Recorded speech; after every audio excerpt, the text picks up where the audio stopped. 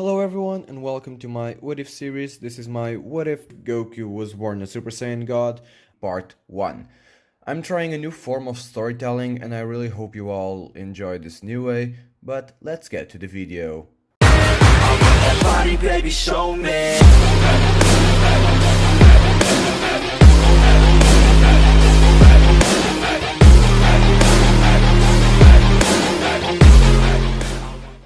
One day, on planet Vegeta, a red-haired boy was born. Every Saiyan was amazed on how a Saiyan could have red hair. The scouters marked no power level. This was a special boy. This was Kakarot, son of Bardock and Gine.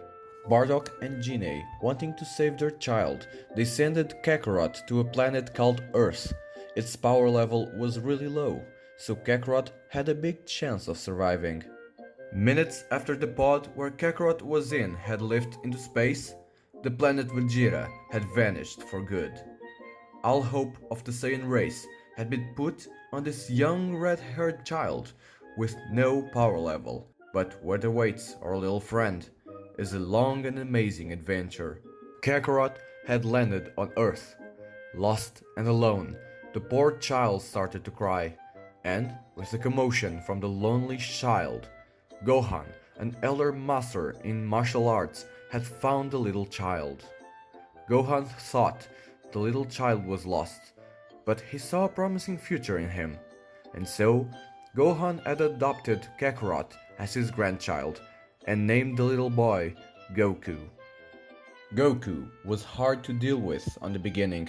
He didn't listen to Gohan, and he was always trying to escape. But one day, Goku fell and hit his head so hard that it made him lose his memories. Gohan had been scared that the child had gotten problems after he had hit his head. But, for his surprise, he had become calm and gentle. Goku had become a new person. Then, Goku started to listen to Gohan. They trained together and they slept together, but one night, on a full moon, Goku had looked at the moon and turned into a great ape. Gohan tried to stop Goku, and on the process, Gohan had died. And so, Goku, who had lost his grandpa, kept on going until a day where a strange being almost ran over him. And so, Goku had met Bulma. Bulma had never seen a little boy with a tail, and especially with red hair. This amazed her interest in Goku. Bulma had asked Goku for his Dragon Ball, but, like in the anime, Goku didn't want to let go of his grandpa treasure. But Goku had agreed to go with Bulma until the day her wish was granted. And so, the adventures of our young hero had begun. Both Goku and Bulma were on their way to find the Dragon Ball that the radar Bulma had created was tracking. Both Goku and Bulma had encountered a strange talking turtle, where Goku helped the turtle get back to the sea. And some minutes later, the turtle came back with an old man on his back. Bulma had noticed that the old man had a Dragon Ball on his neck, and tried to get it from the old man. But this old man was no ordinary man, and he was there only to see Goku. But Bulma didn't give up.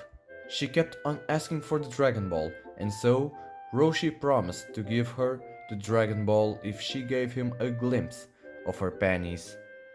And so they did, but Bulma didn't have panties, which she had shown the old man everything. As a thanks from Roshi, he gave her the Dragon Ball, and so our story continues. Sometime later, both Goku and Bulma had gotten to a village, but on that village, no one was outside. There was no one in sight. Bulma's radar had picked a Dragon Ball in that village, but it seemed odd since everything was closed and no one had appeared. Then, some old man had asked what they wanted, and they told them that they were there in search of a Dragon Ball, which an old lady had on his house. The old lady asked them to take care of Oolong, a shapeshifter that was terrorizing the village, taking all the young girls with him. Goku put on a costume of a little girl, and later Oolong had appeared.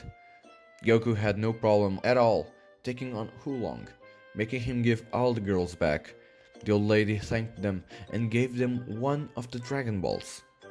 And so, our little friends kept going on their adventure on the search for the Dragon Balls. When Goku and Bulma were going through a desert, Goku was starving, and noticing that, the bandit Yamcha attacked them, trying to steal everything from them, but Goku didn't give up. Although he was feeling weak, he was still able to beat Yamcha easily. Yamcha was on the ground, and Bulma, who had witnessed everything, felt pity for Yamcha. But as she got closer to him, Yamcha ran away as fast as possible, since he was afraid of women. As the little friends kept going, they stumbled upon the Fire Mountain, where stories were told about the Ox King, scaring Bulma, but they didn't give up. They needed the Dragon Ball. Goku got on top of the Nimbus and tried to get close to the Dragon Ball, which was in the middle of the fire, but he couldn't manage to do it. The flames were too hot for him.